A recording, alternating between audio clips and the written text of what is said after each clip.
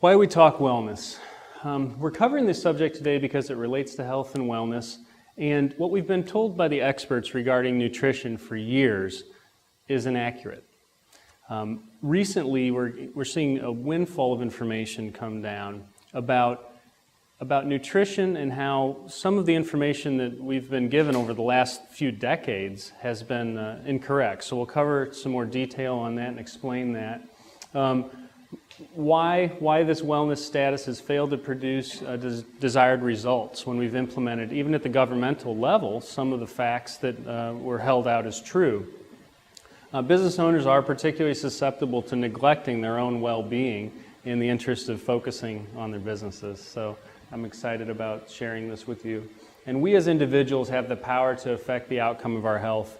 This is a very simple statement, but this is really the takeaway that I want you to have from today's presentation. That when we look at disease states, we're going to talk a little bit about the 4 biggest threats to our health in the United States of America, as outlined by our Center for Disease Control. And what I want you to understand is there's a common thread that runs through this, and that we have control over so much of what affects our health. So let's without further ado, step into that realm. The reason you're here listening to me today is that my focus is entirely on holistic wellness, helping patients to bridge that gap between where their knowledge base is and what they understand in terms of health and wellness, and help to keep the concepts contemporary and move them along. Show them that it's much easier to implement some of these changes than is often thought. And by empowering individuals with scientifically valid and contemporary thinking, we see fantastic results. You'll understand a little bit more as I continue why I'm saying contemporary thinking, because we've had some antiquated stuff out there for a while. Why is now the time? Well, we have unprecedented knowledge in the human body. It's very rare that you'll hear a physician stand up in front of a room and tell you this, but I will tell you this right now. We understand a small percentage of what goes on in our bodies. Okay?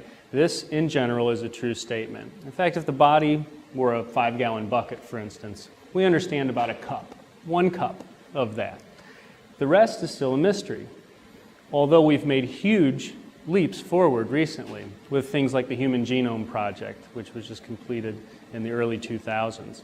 And so we'll talk a little bit more about that. But when we look at the time and the place that we're in right now, there's a lot of new information coming out about health and wellness, and particularly, it's very timely for me to be discussing the nutrition component.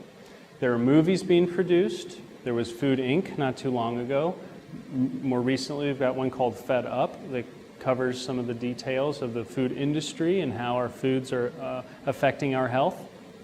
And then, for instance, yesterday I was listening to National Public Radio, and they had a specialist on there talking about diabetes and the effect of diabetes on industrialized nations. In fact, there's a new term called diobesity.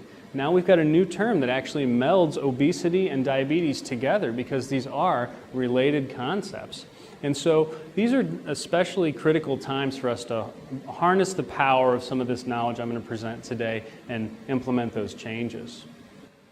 We work so hard in our businesses, and the success we achieve within our business is our chief goal within that business, but the quality that we have to enjoy that success is so crucial as it relates to our wellness practices.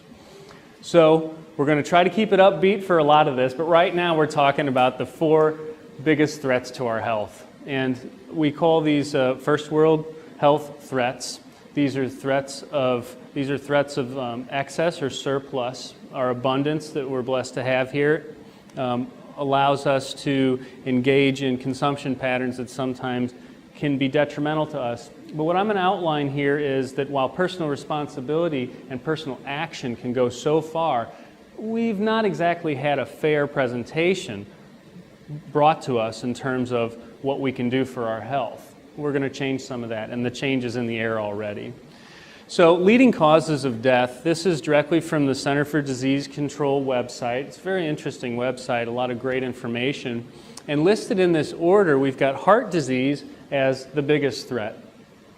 Almost 600,000 people were affected with heart disease in 2010, died from heart disease, I should say.